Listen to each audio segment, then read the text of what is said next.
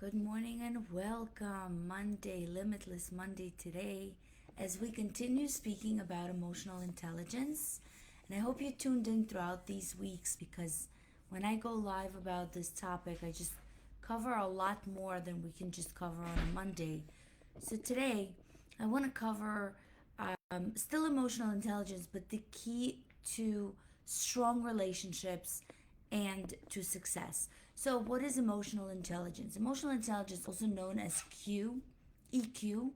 EQ is the ability to understand, the ability to use, and to manage your emotions. And it's not just your emotions, it's also the emotions of others. Because emotions affect your relationships, they affect your decision making, they affect your leadership skills, and in general, your ability to handle stressful situations. So there's the famous book of emotional intelligence. It's not something that's very new. Emotional intelligence has been around since the 1900s. I can't remember the book, the time of the book. I believe in the 1980s. Daniel Goleman wrote the book of the emotional intelligence, and his very important quote is, "Emotional intelligence is the key to both personal and professional success." So I want you to think about someone you admire. And as we go through this live today, think, does this person have a high emotional intelligence? How do that person you admire handles tough situations? How does this person manage their emotions? And how does he interact with others? Because you can develop those skills, and most of us admire people that are able to sustain their emotions during times of difficulties. So as I covered before, emotional intelligence is made up of 5 core components. And just to remind you, we had self-awareness, which is understanding your own emotions and their impact on your thoughts and your behavior. Number 2 is self regulation. That's the ability to control or to redirect any disruptive emotion and impulses. Then we have number 3, which is motivation. Your emotions are able to pursue a specific goal with energy and persistence. That's motivation. Empathy, number 4, the ability to understand the emotions of others. And of course, social skills. That's managing relationships and building networks. So think of someone who is great at dealing stress. They stay calm through situations, they think clearly, and they are good at making decisions even under stress. That's the sign of emotional intelligence.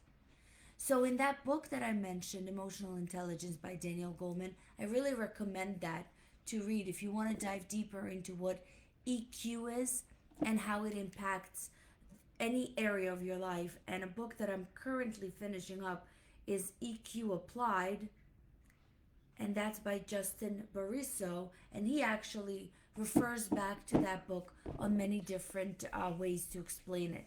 So why is it so important to be emotional intelligence? It's very crucial in today's life because people with emotional intelligence are better at communication because they understand not only what's being said but also the underlying emotions behind it.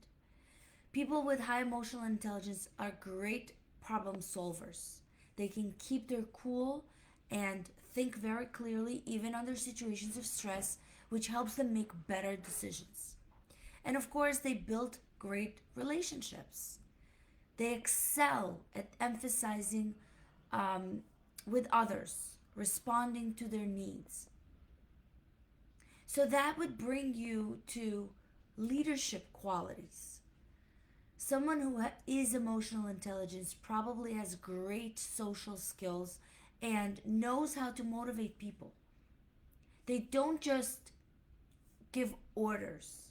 They understand the team's needs. they communicate clearly, and they create positive environment.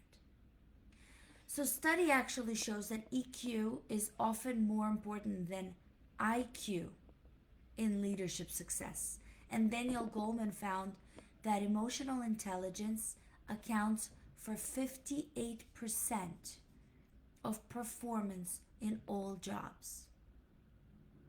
High EQ leaders make better decisions.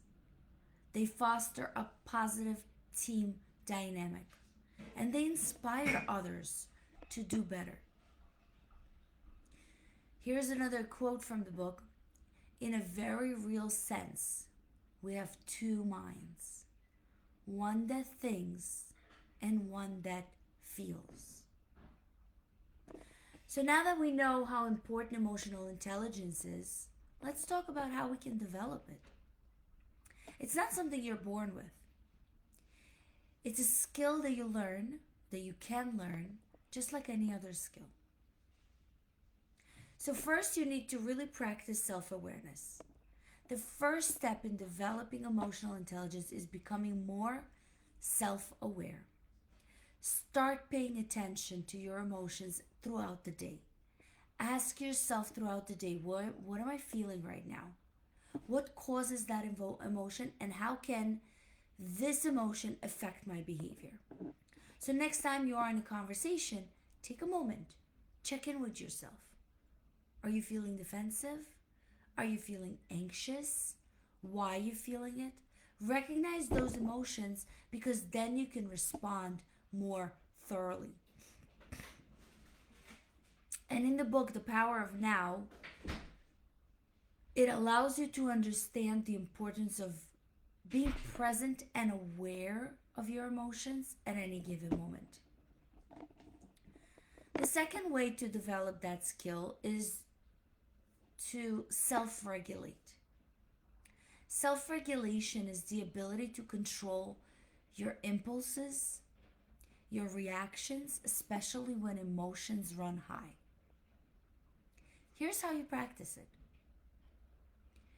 Before you react, pause. When someone triggers you, take a deep breath and count to 5. Reframe the situation and ask yourself, how can I view this differently? And of course, something that I've referred to many times already, practice mindfulness. Meditation, mindfulness really brings that awareness, really helps you. It's a powerful tool of breathing that allows you to manage your emotional response. So next time you're upset, before you say something that you will regret, take a moment, take a breath, and reframe the situation. You'll be surprised on how much calmer you feel. Then the third way is to cultivate empathy. Empathy is so important, and I talked about empathy in many different sessions that I had. It's the ability to understand and share the feelings of others. It's basically seeing yourself in the other person's shoes. And the way you develop that is really listen actively. Don't just hear the words. Pay attention. Pay attention to the emotions behind them. Put yourself in others' shoes. Try to understand their perspective, their emotions. Ask questions in a conversation.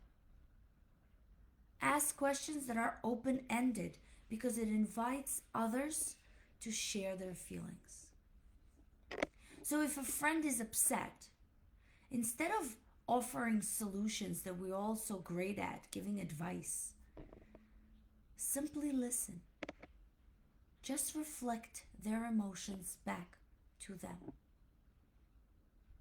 So for example, you can say something like, it sounds like you're really frustrated about this situation.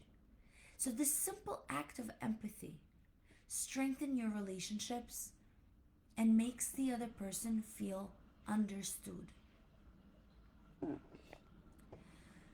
The fourth way to develop that skill is to strengthen your social skill. The better you are at managing relationships, the better your emotional intelligence will be. Focus on clear communication, be assertive without being aggressive. Learn to address conflicts calmly and constructively, and build trust.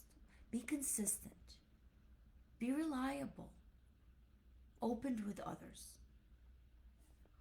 So, for example, at work, if there's a situation, a disagreement, instead of blaming, instead of attacking, focus on finding a solution that works for everyone. Use I feel statements to express your feeling without actually pointing fingers. So this week, just practice active listening with everyone that you interact with. Notice how you understand them and that connects with them deeply. So remember, emotional intelligence is really a game changer in all areas of life. Whether you're building relationships, navigating conflicts, or even working towards your own goals.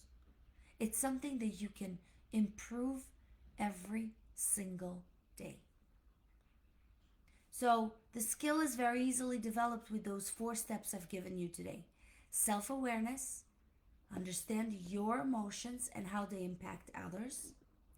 Self-regulation, control your emotion reaction and stay calm when possible. Number 3, empathy, understand others' emotions and respond with compassion. And number 4, social skill. Manage relationships effectively for success. Which component of emotional intelligence do you want to focus on this week? I want you for this week to pick up one interaction where you're usually reactive and practice active listening. Practice empathy instead. Notice how it changes your dynamic. And before I let you go, I just want to look through my notes because as I was reading that book, EQ Applied, I actually sometimes summarize for myself things that I actually enjoy and appreciate. So the author was actually talking about 4 ways that you can react. Yeah, I can't find where it is, but he was talking about how when you are in a stressful moment, what are the things that you should do? One of the things he said, when you are under conflict, when the conflict is actually happening right now, just pause. Count to 5, count to 10, and just listen. Sometimes people are upset and all they want to do is vent. They just want to say it. Listen to them. When the other person becomes emotional, like really emotional, it's not the best thing to just leave them at that moment.